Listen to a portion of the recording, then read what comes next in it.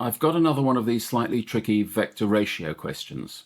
I suppose the first thing is to start using the facts that we're given. First of all, that ON to NB is 1 to 5. So it's the ratio of this bit of the line to the whole of the line. If we've got a ratio of 1 to 5, this means that this bit of the line is a sixth of the line, and this bit of the line is 5/6. And the other fact we could pop on the diagram, M is the midpoint of OA. So if this bit of OA is vector B, then this bit must be vector B as well. Okay, we're all set to look at part A. Part A says find AN. So if we need the vector AN, we've got to find an alternative route along lines we know. Well, we can go down from A to O and then from O to N. So we're travelling the wrong way against these vector B's here. So this will start off to be negative 2B.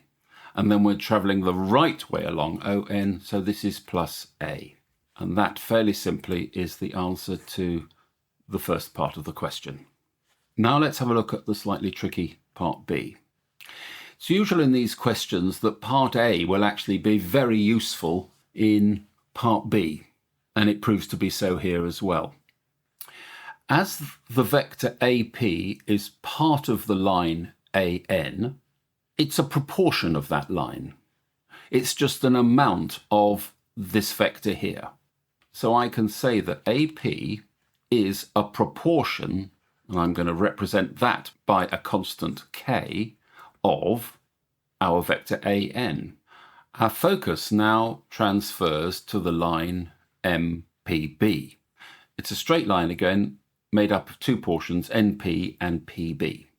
If I can do two journeys on this line, one of them involving our constant K, I can equate the coefficients of that journey because the journeys will have the same gradient.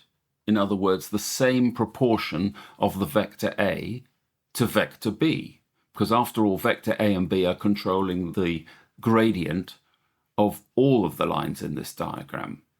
Let me do it and I'll show you what I mean. If we do the journey from M to P, we will involve, because we will go up vector B and then down our just found vector AP. Let me write that down. The journey from M to P is equal to B plus K, and I'll write it this way around, A minus 2B. So let's group these A's and B's together. So multiplying this bracket out, we've got KA plus B minus 2KB. And that is equal to Ka. Taking the factor of B out, we've got 1 minus 2KB. Now, if we can do another journey down this line MPB, we can equate the gradients. In other words, the proportion of A versus the proportion of B down this line will be the same. Well, the best journey to choose is MB, because we can go backwards along vector B here, and then forwards along the bottom line OB, which will be made up of A, and because we're told the ratio of this line, this will be another 5A.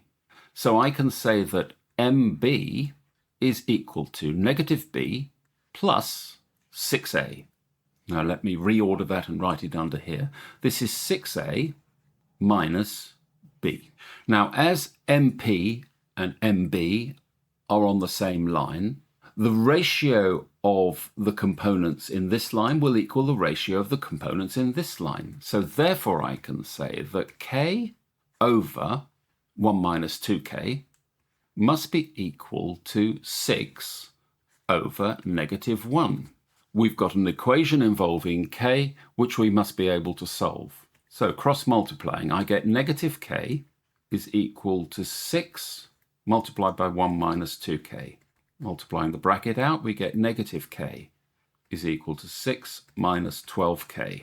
Popping the 12K onto the other side and taking away 1K, we get 11K is equal to 6, and therefore K is equal to 6 over 11.